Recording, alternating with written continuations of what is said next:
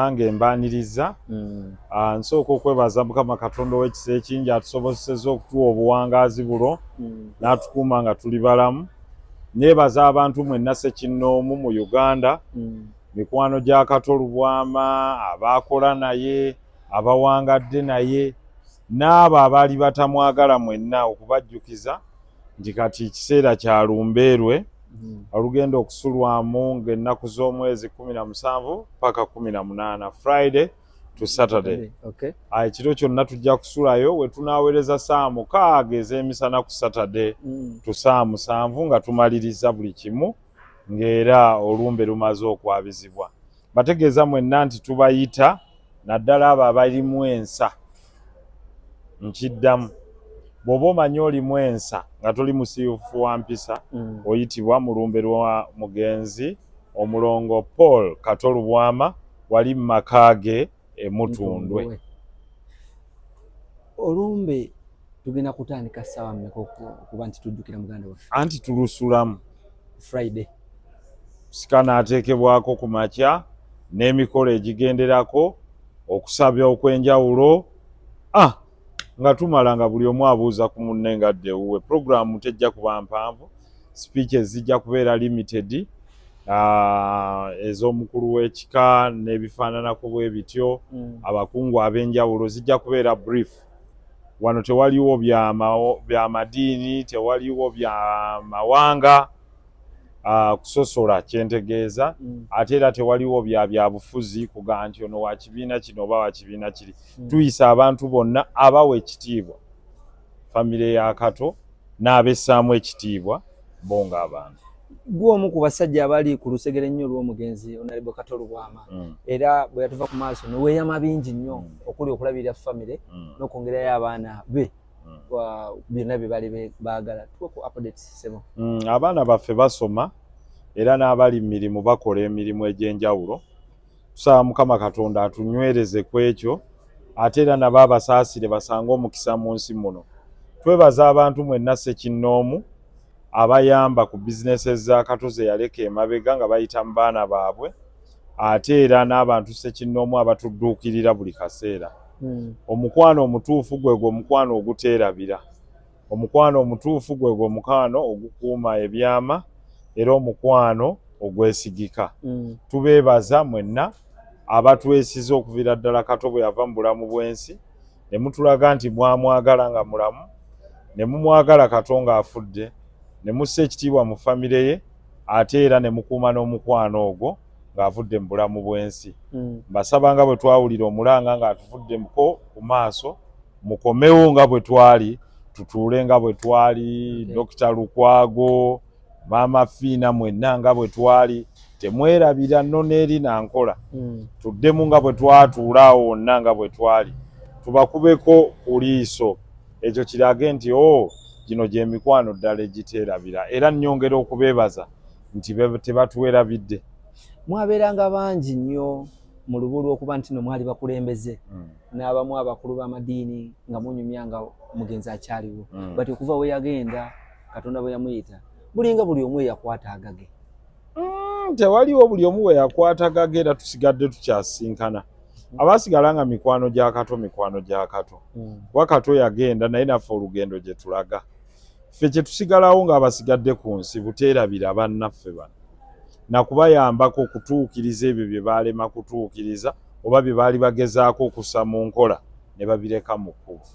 So ekibiina kye mwe yali azannyira emizannyo kikyaliwo, ne movies baziproducinga. Abaana be basoma bulungi, Mungu ajja kubasaasira ng'abaana abalala mu nsi yonna, bafune omukisa ate bafuuke abantu ab'obuvunaanyizibwa. Abaamala okusoma bakola emirimu egy'enjawulo. Abamu bali wana, abamu bali wabweru wa ggwanga, naye twebaza nti abantu tebatwawukanangako, pozi oli nga tawulidde oba tategedde. Ogambye nti olumbe lwa Kato Lubwama buli muntu ayitiddwa, oba munnabyabufuzi ki oba wa pati ki. Twogere ku security. Ennaku zino abantu bakola effujjo okufaako. Ewaffe security ennungi nnyo. Njagala mbategeeze buli omu anajja, enteekateeka ya security ewaffe ennungi nnyo. Tewaliiwo gw'oba osuubira kukolako fujjo oba kubbako kintu kyonna. Ababbi tebasobola kuoperatingira waffe, abantu abagezaako okuweebula abantu abalala tekisoboka. Era njagala mujje mulabe ekifaananyi ekyobukulembeze obulungi nga mukirabira mu lumbe lwa Kato nga bwe yaziikibwa mu kitiibwa ne bwe baaniriza abagenyi ne bwe bayisaamu abagenyi b'omuntu aba amaze Mungu ng'amaze omujjulula. Kubanga kino mpisa yaffe ya wano. Ffe tumanyi okwaniriza, tumanyi okubudaabuda abagenyi, era ebyo byonna mujja kubisangawo. Biki by'otagenda kwerabira ku Kato Lubwama era biki by'osinga okumumiisingako? Kato Lubwama nti yali blunt, kyatayagala ng'akigamba ne kyayagala ng'akikugamba. Ekyokubiri yali mugabi nnyo. He was selfless. Era njagala nnyo muzzeeko kali eddoboozi lye lyatuulamu nga mumujjukiza abantu. Waliwo interview gye yakola n'agamba ne bamubuuza ssente zo ze wakola mu paalamenti waziteekawa. N'agaa yazikyakalamu ezisigadde n'aziddiza bannyinizo abalonzi. Eryokubiri bwe baamubuuza nti abantu biki ebintu ebisatu bye bayitamu okugaggawala, n'agamba ekisooka production, ekyokubiri service delivery, ekyokusatu ng'ate tebalina kye bakiwandiika wonna obubbi. Nti Amerika egenda n'erumba Iraq n'emala n'ekuba abantu baayo n'ebba amafuta. Naye ng'officially tebalina we bakiwandiise. Naye n'ekiyita nti zino American interest. Nga mu American interest mulimu obubbi. Nti egenda n'erumba Syria n'ekuba bannansi n'etwala oluzi lw'amafuta n'egatwala lwampaka ne gabeera g'Abamerika. Obubbi. Obumu obuli operated by the state then with other non-state actors. So abantu bayinza obutategeera nti Kato yali mugazi nnyo okusinga ku kye baali bamulabako. Yali philosopher ng'ebintu bye abireetera mu philosophical metaphors abantu abasinga ze bayinza obutategeera naye ng'ate azitegeeza. Kaakati njagala ombuulire ensi bwe zimala okulumba nsi zinne waazo ki ze ziddako? Kunyaga bya bugagga. Kuva ensi we yatandikira nti omuzungu yajja mu Afrika n'akugamba ngenda kukusabisa n'amala ekyo then n'anyaga kopa yenna ne gold. Kakati ye Kato yali akikugamba nti waliwo kino ekyokusatu naye nga tebalina we bakiwandiikako obubbi. Aji ng'azijjukira bulungi nnyo Kato Lubwama omugenzi. Ebimu ku ebyali ebirooto bye byali kukola theaters mu ggwanga Uganda. Era yafanga byebimu ku programs ezagenda okuteekawo. Embeera eno eyimiridde etya ku saidi yammwe nga mmwe abasalawo okuba nti mugenda kutekinga over? Ekisooka yayagala okukola Film City ne Content Studios. Kati Content Studios zo tugezaako wano. Those ziri mu sports. Okay. But we are saying anyone with a program you can match in here. That was his aspiration. Record your program with your guest. Even if you leave a small fee, ne bamala ne bagikweditingira ne bagiproducingira n'ogenda. That is part of the wider platform. Yes. Kati ekirala kye yali yagamba nti Honorable Nsereko tugenda kutuuka ekiseera TV zino oziraba zonna digital media ezikose naye TV ezitaadjusting zijja kukosebwa. Ne mugamba Kato oyina idea ki? Nanga Honorable kankuwa idea. Singa program ku TV kuba TV mulimu time zeba tekola. Yes. Naye nga yeekolera programming. Singa TV zitunda airspace eyo nti Silvia Autoparts n'akwata ni TV after akawungezi mawulire lwemanyi nti oba NBS oba BBS Telefina oba Baba TV oba Bukedde n'agulako programu ng'erimu auto service na kugaba birabo ne yeeterako production.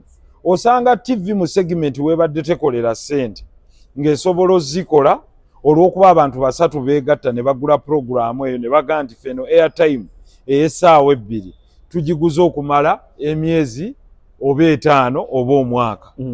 Omwaka ogwo bwe bazisasula in a consolidated fee bw'aba basasudde miliyoni 10 TVF na miliyoni 120 naye bano ate baddamu ne baliseringa airspace eyo ne bakoleramu segments za programs ez'enjawulo. TV neefuuka carrier, bano ne bafuuka ba content providers, ne baleeta ne ba advertisers. In so doing bapromotinga TV negenda fund wide nga bagitaddewo digital kuba basharinga. Naye ate ne TV netaluuzinga bangi eryo lyandisigadde ng'ekola.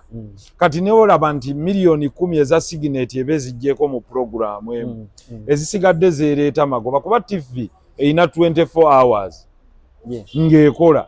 Naye TV ziswitching off ne zikola replay. Kakati mu kola replay ziba ze zifiirwa. Kitegeeza eyo airtime gye zizagiramu replay ziri short of content. Ontegedde? Yeah.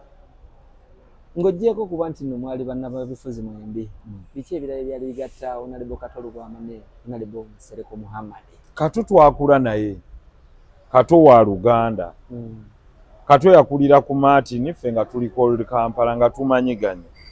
Kato yali mwagazi wa mupiira. Yes.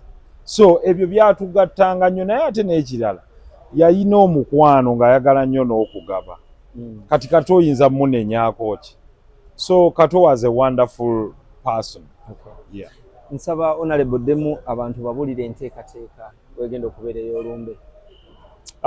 Enteekateeka y'olumbe eri nti nga bw'embaga yetugenda tusulamu ku Lwokutaano ate ku Lwomukaaga tube nga tuggalawo nga lumaze okwabizibwa. Abadde alina ekibuzo mama. Honorable, awo wennyini ku nteekateeka z'olumbe twategeezeddwako mbu mugenda zannya emizannyo za Uncle Kato n'ennyimba ezimu mugenda kikola mutagenda talika sawa. Kati ekyo kirinde ky'abatesitesi ku Friday bajja kuba bakola enteekateeka eyo. Honorable, Kato yaleka awandiisa ennyimba nga 10 nga ziri mu studio ya Jona ne batugamba olumbe lunaatuukira bajja batulaze either nga bazigabye oba nga bafunye engeri gye baziddamu zigenda kuyimbibwa kuba olwa mwina abayimbi mwazo. Ekyo programu eri awo eyo intricate programu si yange. Ekyo kiriko be kikwatako abali mu ebyo. Kubanze simaaninga the nitty-gritties of Kato's talent. Ekyo mujja kyebuuzaako ku Conrad ne be kikwatako. Batugamba emabegako wali nga Kato yakafa n'ogamba ebintu bya Kato ogenda bikola mu copyright ddala buno buntu obwali butambudde mutuuseewa. Just a second. Sooka okuba ekisajja ekyo. Right. Watugamba emabegako wali nga Kato yakafa mbwe ebintu bya Kato mugenda biteekako copyright ng'engeri yewali okyogeddeko. Don't talk, we are in interview naawe. Wamagenda maaso. Obuntu bwe naddala bw'obuntu obutambula mutuuseewa n'ebintu byebyo biteekako copyright. Copyright is not something you do overnight. Anything to do with copyright, first of all, bw'oba owandiika ng'oba oyagala okuregisteringa anything to do with patents, mu copyrights ezo ze bayita intellectual property rights. Yes. Oyina okuverifyinga nti ky'olina kirina novelty. Nti it's a great innovation. Si nti buli ky'omaze gawandiika ne bwe luba luyimba qualifies okufuuka copyright. And that's what people forget. Engoma gy'ayina mpya ku ngoma endala. Ebigambo byatontoma tebitontomwangako. Something goes through processes. In fact, nagamba nnyo abantu nti abayimbi olumu okulowooza copyright omala gwogera kyogere. To register copyright of a song or a movie, or even if it's an application, it's not just something like that nti okeera enkya ne bakugamba nti ekyo kipaasinze test ya copyright. Kirina okuba nga kipaasinga test. Engoma gy'oyimba nga bwe tuwulira ne tugizzaamu eno engoma wagijjemu ngoma eno wagaseemu bugasi bigambo. Does it pass the test of being a copyright? So ako akakiiko kajja kubaawo kaabamanyi okukola omulimu ogwo nga kaliko ba lawyers abaregisteringa intellectual property rights. Waliwo amazzi agatambula akaliko ekifaananyi kya Uncle Kato Lugwama abantu ne beebuuza gagenda kubeerawo just ku lumba oba mwamukozeemu amazzi. Nedda ago ndowooza that is part of production mu mazzi ezo companies zikikola. So zisobola okukola kye personification oba okuteekako ekifaananyi kyo image rights zo ku mazzi. But I don't think it would be a wise idea okola amazzi nga bagayita Kato Lugwama. No, I don't. What would be the business sense out of it? Mpozi nga ga ku mukolo ogwo nga bw'olaba bwe bagakola ku mbaga ne bateekako abantu. That's just for the moment. Thank you very much. You're welcome. Yeah.